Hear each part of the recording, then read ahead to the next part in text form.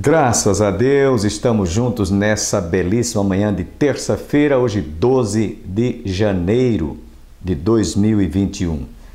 E vocês devem estar lembrados que ontem nós iniciamos uma mensagem baseada no Salmo 23, onde lemos nos versículos 5: Preparas uma mesa na presença dos meus inimigos ou adversários, e unges a minha cabeça com óleo e o meu cálice transborda. Mas nós só faremos a menção sobre preparas uma mesa na presença dos meus inimigos. E aí nós estamos estudando esse livro do Salmo 23, lembrando a todos que Davi, depois de ter vencido o filisteu gigante Golias, quando entrava na cidade triunfantemente, as mulheres gritavam: Davi venceu ou matou aos 10 milhares, Saul apenas 1 milhares. E aí aquilo criou no coração do rei Saul um ciúme, uma inveja, nós já vimos isso. E agora ele propôs no seu coração traí-lo. E quantas incontáveis vezes Davi sentava-se à mesa na presença do rei Saul e este intentou tirar a sua vida, algumas vezes arremessando sua flecha para que ele fosse afixado na parede, tentou matá-lo, tentou traí-lo por várias vezes. E é isso que nós vamos ver hoje na conclusão do Salmo 23. E ainda ouviremos também o conjunto coral Sarah Calley trazendo mais uma reflexão para a nossa meditação através do louvor. Fiquemos, portanto, com o conjunto coral Sarah Calley.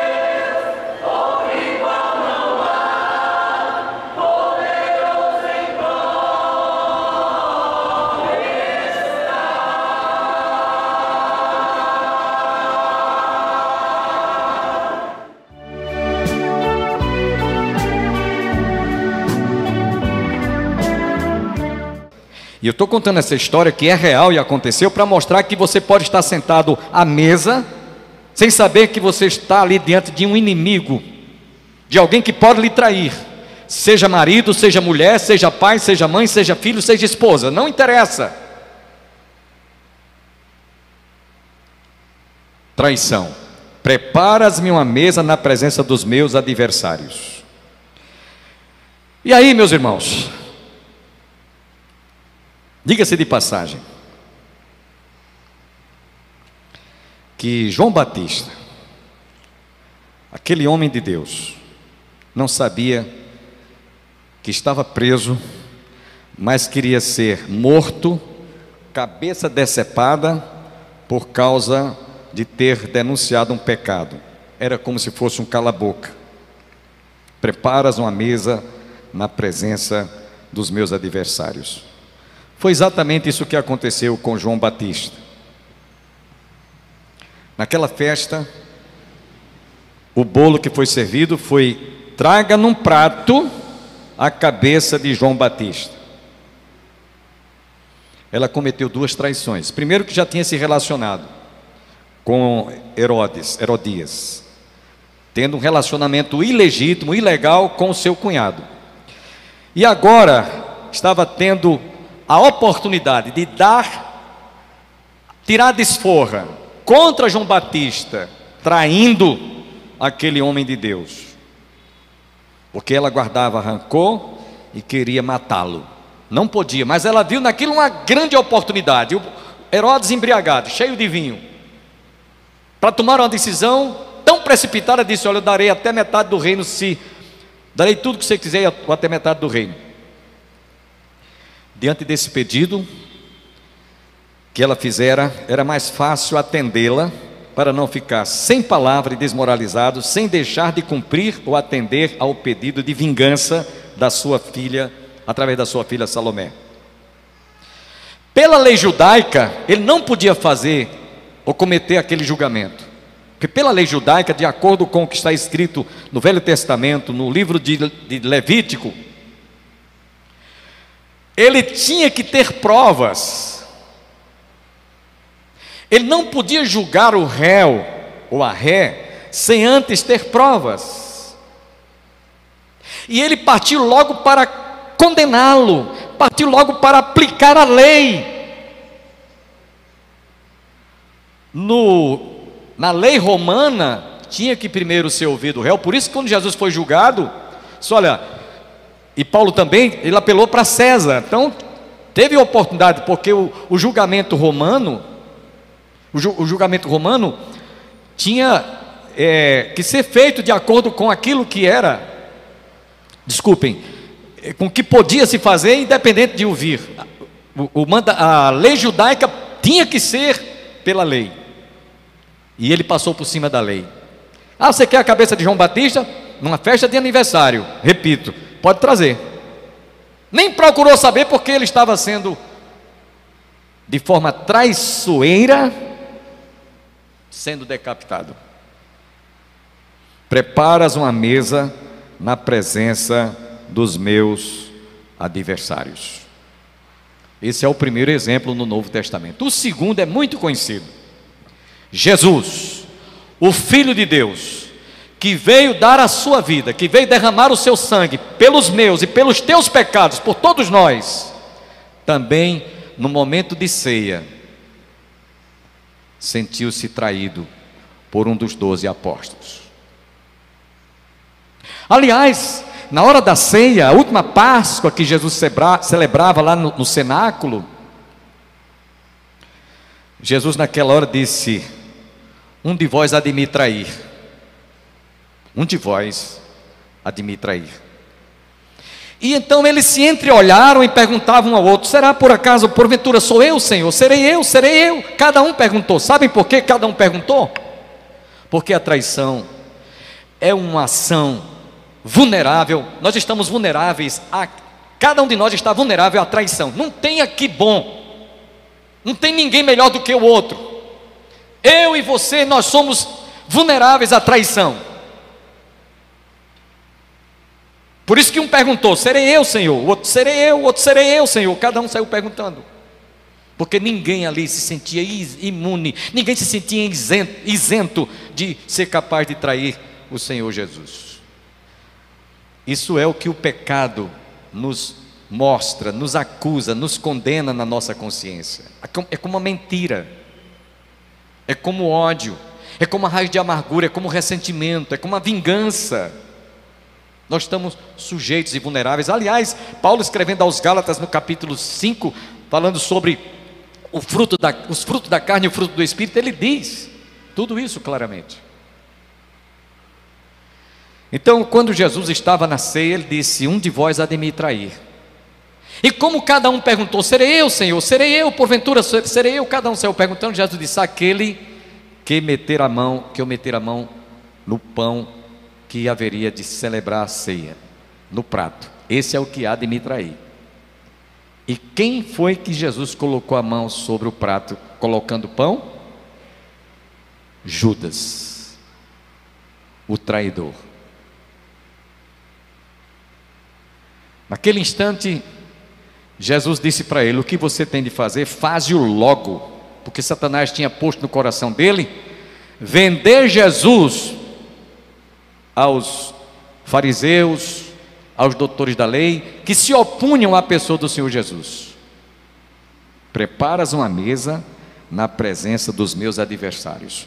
Era uma ceia, era uma refeição, era um momento em que estavam ali todos ao redor daquela mesa para degustarem aquele alimento.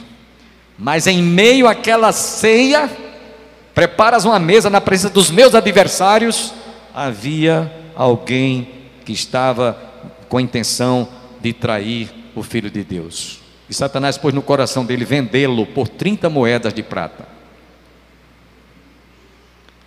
Mas como fazer isso? Alguém lhe fez a proposta: olha, se você conseguir levar-nos até ele, nós vamos dar um resgate, você vai receber um prêmio, você vai receber uma recompensa, você vai ter um valor que nós vamos colocar em tuas mãos. 30 moedas. Foi fechado o acordo. Jesus estava lá no Getsêmani, orando, ao ponto do seu suor se transformar em sangue, gotas, lágrimas de sangue corriam do seu corpo todo. Ele sabia o que estava para vir. Então chega Judas com aqueles soldados, e havia sido feita uma senha: aquele a quem eu beijar, esse é aquele que deve ser identificado como Jesus. Meus irmãos, que cena triste é essa? O beijo da traição. Eu quero voltar mais uma vez aqui. Quantos casamentos estão hoje sendo desfeitos, desestruturados, estão se acabando, porque ao invés do homem beijar a sua esposa ou seu marido, estão beijando um outro por traição. Dá para você entender? Preparas-me uma mesa na presença dos meus adversários. Estava ali Judas, assumindo esse papel, e depois venderam a Jesus por 30 moedas de prata. E quando veio, Jesus fala para ele: Judas, tu traz o Filho do Homem com um beijo. Eu estava lendo um comentário, e aliás, isso é um costume dos povos do Oriente. Existe um seriado que eu aconselharia até que, se alguém puder assistir, assista, no Netflix. É Fauda o nome, F-A-U-D-A. É uma série mostrando o que acontece entre os árabes e o que acontece entre os judeus. São muitos capítulos, muitos. E nesse seriado a gente percebe que é um hábito oriental, um homem beijar o outro. É normal. Como as mulheres, quando se encontram na rua uma com a outra, faz. Os homens do Oriente fazem isso, principalmente os árabes. Era normal, era comum. Só que o beijo de Judas, para ser identificado pelos soldados romanos que se tratava de Jesus, ele deu 2 beijos, não deu apenas um. É isso que eu tinha lido em um comentário. Então, em outras palavras, aquele que eu beijar 2 vezes, esse é o que deve ser preso, porque todos estavam, era noite, todos estavam com aquela roupa oriental, aquelas vestimentas, não dava para identificar à noite. Então disse: olha, se eu beijar, aquele que eu beijar 2 vezes, é esse aí, prendei-o. E aí foi quando ele se aproximou de Jesus, ele disse: Judas, tu traz o Filho do Homem com um beijo, tu estás sendo falso, Judas. E aí ele saiu dali correndo a toda pressa, porque havia cometido, ele quis devolver as 30 moedas, e a sua consciência tinha sido bastante pesada, porque ele havia traído o homem mais inocente, o único inocente que não podia, era o único que não podia ser traído, chama-se Jesus. E aí ele recebeu as 30 moedas. Jesus foi preso, Jesus foi crucificado. E diante dessa realidade, e diante desse fato que jamais ele poderia deletar da sua memória, aquele ato pecaminoso de traição ao Filho de Deus, esse homem simplesmente foi debaixo de uma árvore, pegou as 30 moedas e arremessou contra um campo. E Jesus havia amaldiçoado aquele campo. Aquele campo está até hoje lá. Não tem nenhuma árvore, não tem nenhuma construção em cima daquele templo. Isso faz mais de 2000 anos que essa profecia até hoje está lá em Israel. Quem for a Israel vai ver o campo onde Judas pegou as 30 moedas e arremessou no campo, por causa de uma traição. Traição mata, traição comete crimes, como eu citei alguns aqui. Traição, meus irmãos, é algo que a gente pode estar comendo com o inimigo, face a face, sem saber o que ele está preparando ou aprontando contra você ou contra alguém. Preparas uma mesa na presença dos meus inimigos. Essa mesa pode simbolizar uma festa de casamento, como eu citei, uma festa de aniversário, pode ser no momento em que você está trabalhando, sem que você o saiba, sendo traído por um amigo, por um colega de trabalho, por um vizinho. E você sabe quantas incontáveis histórias há de pessoas que estão traindo uns aos outros, simplesmente para tirarem proveito. Davi conhecia isso aqui na pele. Preparas uma mesa na presença dos meus inimigos. Agora preste atenção no que eu vou dizer. Não interessa, não importa, não tem valor nenhum se essa traição, você que seja o ofendido, você não receba isso sem que você alimente ou guarde mágoa, ressentimento, ódio, rancor, raiz de amargura, seja o que for. Sabem por quê? Porque quando nós, como cristãos, sentimos que fomos traídos, ou para a vida ou para a morte, é uma honra, por causa do nome de Jesus. O que aconteceu para João Batista foi exatamente isso. Ele estava perdendo a cabeça, estava sendo morto. Preparas uma mesa na presença dos meus inimigos, dos meus adversários. Mas João Batista, estava perdendo a vida por causa de falar a verdade, por conta de estar denunciando o pecado. Como o próprio Jesus acabara de realizar uma ceia, acabara de identificar quem era o traidor, acabara de dizer para ele: olha, você está me traindo com um beijo. Você há pouco ceou comigo, há pouco você jantou comigo, celebramos a última Páscoa. É assim que você faz. Preparas uma mesa perante mim, na presença dos meus adversários.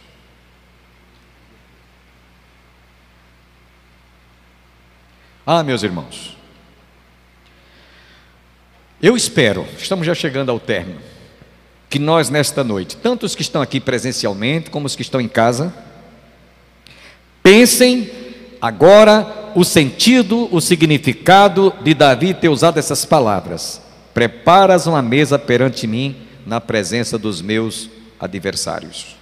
Davi estava comendo na mesa do rei Saul, mas diante de alguém que estava procurando tirar a sua vida, por ciúme, por inveja e por traição. Eu falei já sobre inveja e ciúme, hoje eu estou concluindo sobre traição. Seria bom que nós saíssemos daqui pensando: vale a pena trairmos um ao outro? Vale a pena nós tentarmos tirar proveito na vida de alguém para proveito próprio, para proveito nosso? Vale a pena? Quanto custa uma traição? Eu conheço dezenas e centenas de histórias de casais que se separaram por causa de traição e deu tudo errado e nunca mais foram pessoas que tiveram suas vidas bem-sucedidas. Eu conheço história de casais que já se separou, primeiro casamento, divorciou-se, segundo casamento, divorciou-se, terceiro casamento, divorciou-se, quarto casamento, se divorciou-se, e parece que está no quinto relacionamento e dá tudo errado. Sabem por quê? Porque aquilo que Deus une, aquilo que Deus uniu, não separe o homem. E às vezes por causa de uma traição, às vezes o casal vive há 30, 20, 40, 50 anos, e por causa de um momentozinho prazeroso, destrói o que foi construído durante 20, 30, 40, 50 anos. Por isso que a Bíblia diz: o que Deus uniu, não separe o homem. O que Deus junta, não separe o homem. Ah, pastor, mas foi meu marido que me deixou, foi minha esposa que me deixou. Ele vai responder diante de Deus. Um dia haverá um ajuste de contas. Um dia ele vai ver que a traição não valeu a pena. E eu quero terminar esse sermão chamando a atenção de todos, inclusive a começar de mim. Eu sou o primeiro aqui a ter cuidado, a cuidar para não trair a sua esposa, o seu marido, o seu pai, a sua mãe, o seu filho, a sua filha, o seu patrão, o seu colega de trabalho, porque isso pode lhe custar muitíssimo caro. Fiquemos em pé. Nós vamos orar.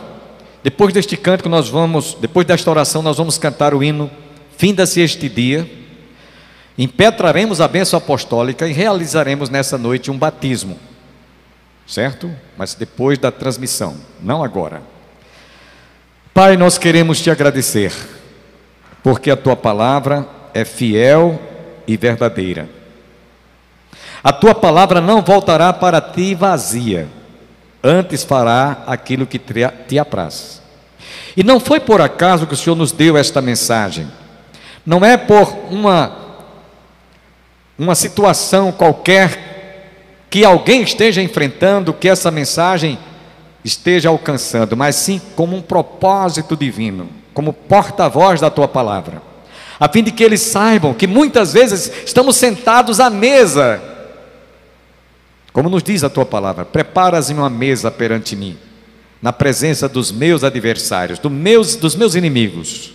Mas mesmo assim, não há quem saia-se bem ao trair a vítima ou o inocente, porque o Senhor certamente fará juízo, fará justiça. Te peço, ó Deus, a tua bênção sobre todos que estão aqui presentes, sobre os que se encontram em casa, sobre aquelas famílias que estejam vivendo esse drama da traição, casais que estão se separando agora, nesse fim de ano, estão se autodestruindo por causa da traição. Abençoe estas vidas, que eles possam se arrepender dos seus pecados, se convertam dos seus maus caminhos, se rendam às evidências do nosso Senhor e Salvador Jesus Cristo, que veio a este mundo para nos salvar, que veio derramar o seu sangue para que nós fôssemos justificados. Embora ele tendo sido traído, embora tenha outros apóstolos negado, mas ele amou a todos até ao fim, conforme vemos no Evangelho de João capítulo 11. Abençoe a todos nós quantos aqui se encontram e despede-nos em paz nessa noite. Dá-nos uma semana abençoada, em nome de Jesus. Amém. Os irmãos podem sentar.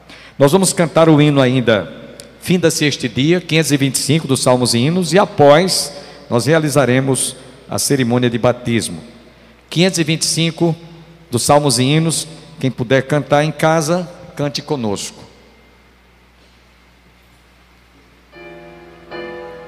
A última estrofe cantaremos em pé.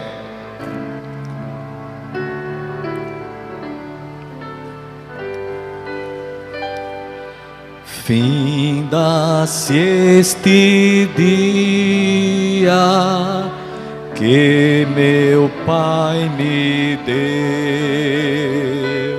sombras vespertinas cobrem já os céus. Ó Jesus bendito, se comigo estás, eu não temo a noite, vou dormir em paz. Hoje com pecados eu te entristeci, mas perdão te peço por amor de ti. Sou teu pequenino, livra-me do mal e em sossego alcanço pouso natural. Guarda o marinheiro no violento mar, e ao que sofre dores queiras confortar. Ao tentado estende tua mão, Senhor, manda ao triste aflito o Consolador. Que todos fiquem com Deus, a paz do Senhor, e até o nosso próximo programa, se Deus quiser.